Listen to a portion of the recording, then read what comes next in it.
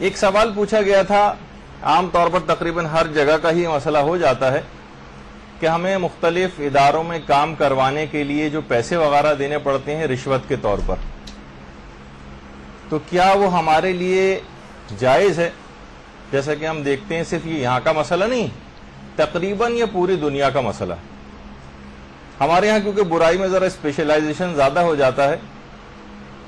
تو زیادہ تخصصی میں ہم لوگ چلے گئے، ورنہ یہ ہے ہر جگہ ہی کا مسئلہ۔ رشوہ یا رشوہ بھی اس کو کہا جاتا ہے،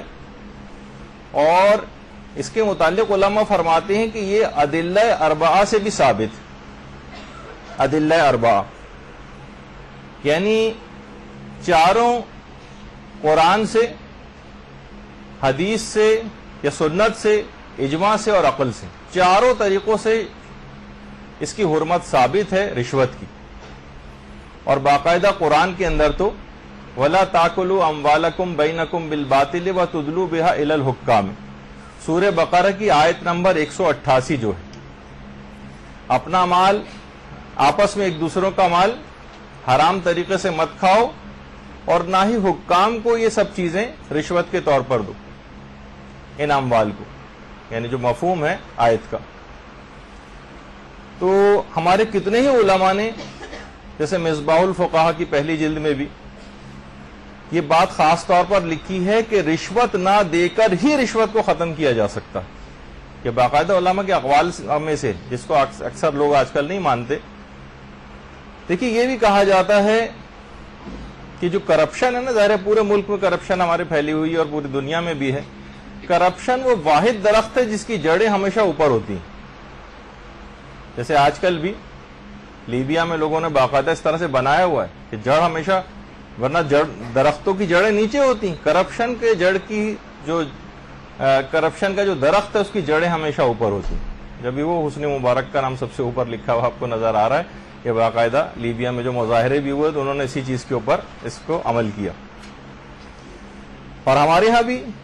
آپ دیکھتی ہیں کہ وہ جو شعر بھی بڑا مشہور ہے کہ لے کے رشوت پھنس گیا ہے، دے کے رشوت چھوٹ جا۔ تو دونوں طریقوں سے یہ سب چیزیں رائج ہو جاتی ہیں۔ اچھا، احادیث مبارکہ میں بھی اس کی حرمت بہت آئی۔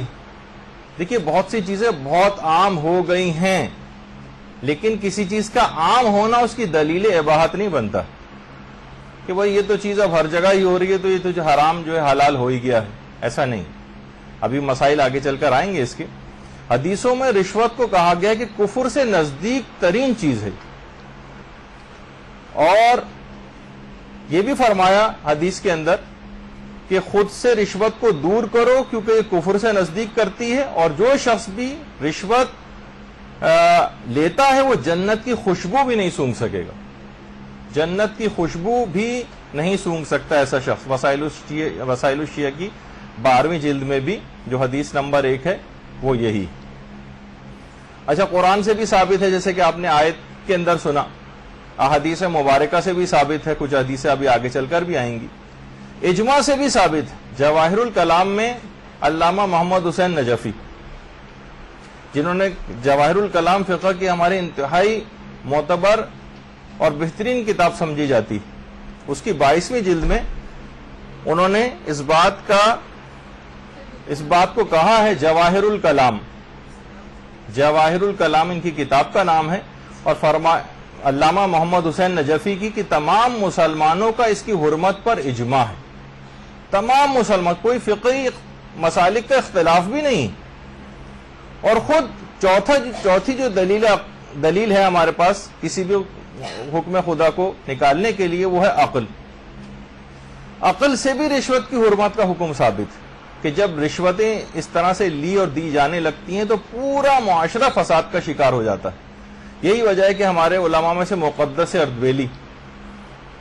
اردبیلی فرماتے تھے کہ اگر اس رشوت کی حرمت کا حکم نہ قرآن میں ہوتا، نہ حدیث میں ہوتا، نہ اجماع سے ثابت ہوتا، تب بھی عقل بہت کافی تھی اس کی حرمت کا حکم لگانے کے لیے۔ بقیہ 3 دلیلوں سے تو تاکیدات مزیدہ آ گئی ایک لحاظ سے، لیکن صرف عقل بھی بہت کافی۔ اور مجتہدین کے اگر آپ فتاوے اٹھا لیں امام خمینی کے فتاوی، آیت اللہ خوئی کے فتاوی، آیت اللہ فاضل انکرانی کے، صافی گل پائگانی کے، ناصر مکارم، نوری حمدانی، آیت اللہ بہجت اور وحید خراسانی اور اسحاق فیاض، جتنے بھی علماء ہیں تقریباً سب کا نظریہ وہی ہے کہ وہ تمام افراد کے جن لوگوں کا کام ہی لوگوں کی خدمت کرنا، جو اپوائنٹ ہی اس وجہ سے ہوئے ہیں کہ وہ لوگوں کی خدمت کریں، ان کا کام ہی یہی ہے، ان کو رشوت دینا بھی حرام ہے اور ان کا رشوت لینا بھی حرام ہے، اور وہ افراد جو کہ رشوت قبول کر رہے ہیں وہ اس کے مالک بھی نہیں بنتے، اور اگر وہ اس سے پہلے رشوتیں لے چکے ہوں اس طرح سے تو ان کے لیے واجب ہے کہ وہ رشوتوں کو، ان پیسوں کو واپس کریں، اور اگر ان پیسوں کا مالک ان کو نہ مل رہا ہو تو حاکم شرع کو دیں، یا حاکم شرع کی وکیل یا ان کے کسی نمائندے کی اجازت سے اس کو صدقہ کریں، اس پیسے کو جتنا بھی اب تک انہوں نے کمایا۔ امام خمینی نے تحریر الوسیلہ کی دوسری جلد کتاب القضاء میں، اور آیت اللہ خامنئی نے اجوبۃ الاستفتاءات میں اور آقا یہ مسئلہ لکھا ہے، اور آیت اللہ سیستانی اور آیت اللہ وحید خراسانی نے بھی یہی بات کہی ہے۔ باقاعدہ سوال پوچھا گیا سارے علماء سے، تو وہاں سے جواب یہی آئے کہ عام طور پر ہمیں اپنا حق لینے کے لیے بعض اوقات رشوت دینا پڑتی، ہم کوئی حرام کام نہیں کروا رہے، نہ کسی کو اس کے حق سے محروم کر رہے ہیں، ہمارا ہی حق ہے لیکن وہ کام اتنا سلو کر رہا ہے، وہ ہماری فائل ہی آگے نہیں بڑھ رہی، کوئی اور طریقہ بھی ہمارے پاس نہیں، تو وہاں سے جواب یہ آیا سوائے آیت اللہ خامنئی کے جواب کی، یعنی باقی سارے مراجع کا، آیت اللہ سیستانی ہو، وحید خراسانی ہو، فرماتے ہیں کہ اگر گرفتن حق منحصر با این راہ باشد اشکال نہ دارد، اگر کوئی اور طریقہ موجود ہی نہ ہو سوائے اس کے کہ ہمیں رشوت دے کر ہی اپنے حق کو لینا ہو، اور کوئی طریقہ ہی ہمارے پاس نہیں، ہم اپنا کام کیسے کرائیں، تو پھر اس میں کوئی حرج نہیں، ولے برگیرندہ پول حرام است، البتہ وہ شخص جو پیسے لے رہا ہے اس کے لیے وہ پیسے لینا حرام، یعنی ہم جو پیسے دے رہے ہیں اپنا کام کروانے کے لیے، ہمارے لیے وہ، کیونکہ کوئی اور راہ ہی نہیں ہے ہمارے پاس، کیسے ہم اپنے کام کو کروائیں، وہ تو روک کے بیٹھا ہوا ہے ہماری فائل، تو ٹھیک ہے اس مجبوری کی حالت میں تم رشوت دے سکتے ہو، لیکن اس شخص کا لینا حرام۔ یہ تو سارے مراجع نے اجازت دی سوائے آیت اللہ خامنئی کی۔ آیت اللہ خامنئی فرماتے ہیں کہ پرداخت رشوہ و گرفتن در ہر حال حرام است، ہر چند برائے رسیدن بحق باشد، کہ رشوت کا دینا اور اس کا قبول کرنا ہر حال میں حرام ہے، چاہے حق کو اپنے لینے کے لیے ہی کیوں نہ ایسا کرنا پڑ رہا نہیں، تو لکھا ہوا نہیں، ورنہ احتیاط واجب ہوتا تو آپ کو بتاتے۔ تو یہ ان کا بالکل فتوے کی عین عبارت ہے جو آپ کے سامنے جو ہے وہ پیش کی کہ آیت اللہ خامنئی صرف ایسے ہیں کہ وہ اپنے حق کو لینے کے لیے بھی رشوت کا دینا ناجائز قرار دیتے ہیں۔ اچھا ابھی نہیں، سوال نہ پوچھیے، ابھی تو تفصیل آگے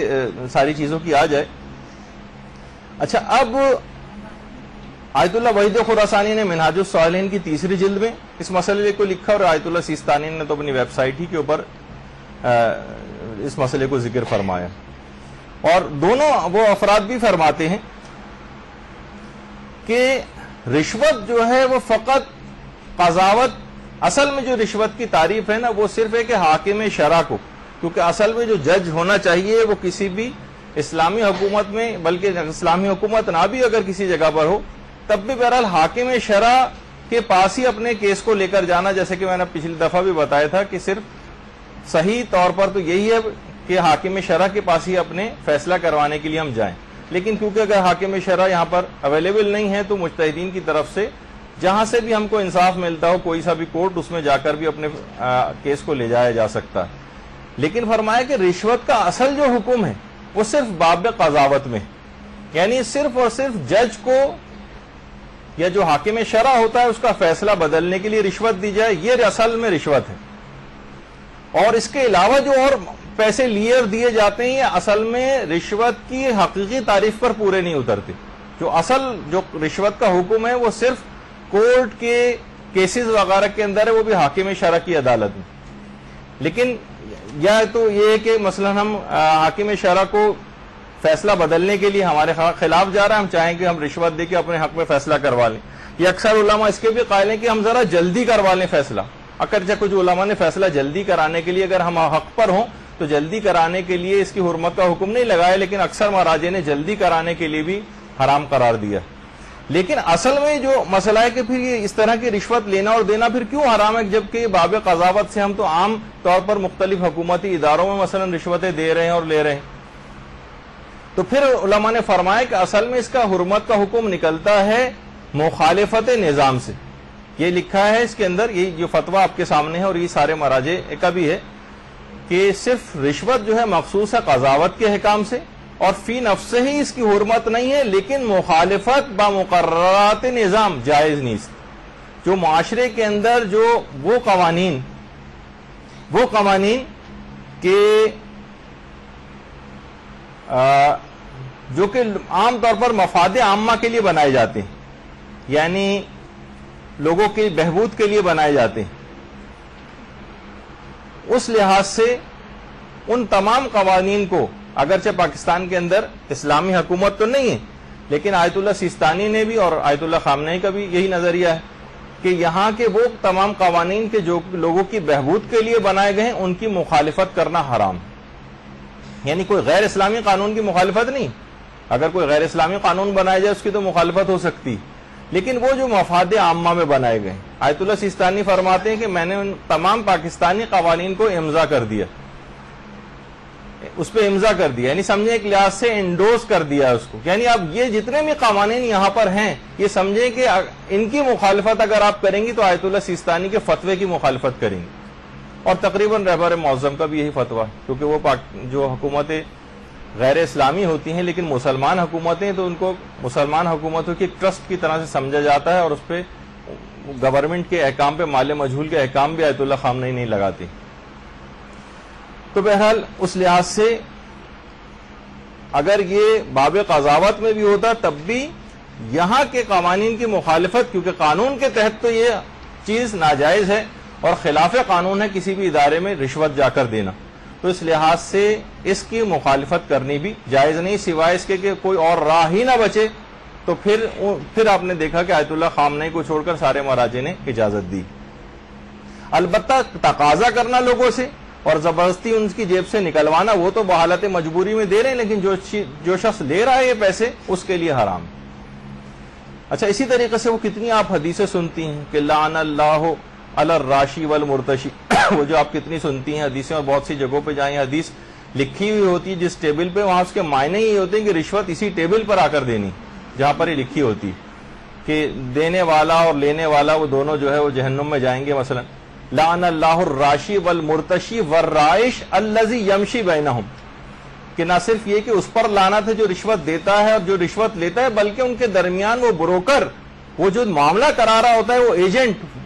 وہ بھی اس کے اوپر بھی لعنت۔ یا کسی دوسری جو روایت ہے لعن اللہ الراشی والمرتشی والساعی بینہما، جو ان کے درمیان میں بھاگ دوڑ کر رہا ہے اور جو ڈیلنگ کرانے کے لیے سارے کام کر رہا ہے، مختلف اس کے لیے الفاظ اس طرح سے روایات کے اندر آئے۔ تو بہرحال آپ نے یہ دیکھا کہ یہ چیزیں ایسی ہیں کہ یہ معاشرے کے اندر بہت زیادہ اس چیز رائج ہو گئی۔ البتہ اصل رشوت کا حکم یاد رکھیے وہ صرف باب قضاوت میں ہے کہ جج کو یا حاکم شرع کو اس کا فیصلہ بدلنے کے لیے جو پیسے دیے جاتے ہیں۔ یہاں پر پاکستان میں تو حاکم شرع کی عدالتیں نہیں ہیں، لیکن خود ایران کے اندر باقاعدہ حاکم شرع کی عدالت ہوتی ہے، مجتہد خود بھی فیصلے جو ہے وہ کرتے ہیں۔ تو اصل میں یہ مسئلہ ان جگہوں کے اوپر پیش آتا ہے۔ اچھا، ہمارے ہاں یہ ہوتا ہے کہ پاکستان میں اب کہتے ہیں کہ ذرا صورتحال تھوڑی سی تبدیل ہوئی ہے، لیکن اب تک ایسا ہوتا آ رہا تھا کہ سب سے زیادہ پاکستان میں ایماندار جج اس کو سمجھا جاتا تھا کہ جو دونوں پارٹیوں سے پیسے لے لے، فیصلہ قانون کے مطابق کرے، اور اس کے بعد جس کے خلاف فیصلہ کر رہا ہے اس کو اس کے پیسے واپس کر دے۔ اب پتہ نہیں آپ کو کتنا سمجھ آیا ہے، لیکن یہ سب سے ایماندار جج جو ہے وہ مثلا سمجھا جاتا ہے اس طرح سے۔ تو یہ چیزیں ایسی ہیں کہ باقاعدہ سورہ مائدہ کے اندر تو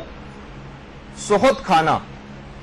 گناہ کبیرہ کی فہرست بھی آپ سنیں گی تو اس کے اندر بھی ہے اکالون للسحت، یعنی جو حرام کھانے کے معنوں میں جو چیز استعمال ہوتی۔ سورہ مائدہ کی تو 3 آیتوں کے اندر باقاعدہ 42ویں آیت، 62ویں آیت اور 63ویں آیت، تینوں میں سحت کھانے کا تذکرہ آیا، اور سحت اگر آپ مفسرین کی اقوال میں جائیں تو علامہ محمد حسین طباطبائی نے بھی اصل میں رشوت ہی کو سہوت قرار دی ہے کہ جو کہ کھانا حرام قرار دیا، اور سوائے اس کے کوئی راہ نہ بچے، جیسے کہ آپ نے ابھی اس سے پہلے فتاوے وغیرہ سنے، تو پھر پیسے دینے کی اجازت ہے لیکن لینے کی اجازت اس شخص کو پھر بھی نہیں۔ کتنی احادیث کے اندر بھی آیا کہ چھٹے امام کے پاس مثلا راوی آتا ہے کہ اللہم صلی علی محمد و علی محمد،